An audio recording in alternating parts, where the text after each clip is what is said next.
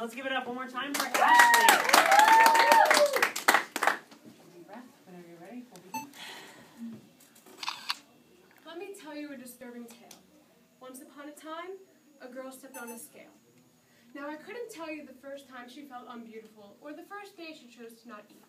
But I can tell you this, that scale was a drug, and she became addicted. And just like drugs take over your life, so did the scale.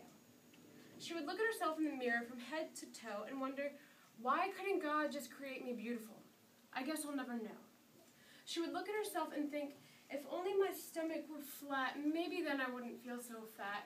And if only my hips didn't go so wide and I didn't have all this fat in the side. If I was only taller, maybe then I'd be slightly smaller.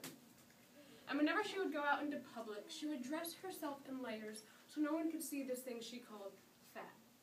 Her body was fine to everyone else, but I guess she just couldn't see that. So for every meal now, she would come up with another lie. It was almost like a game to her now, to see how many she could pass on by. And so she began to skip meal after meal after meal, losing the shape that her artist intended.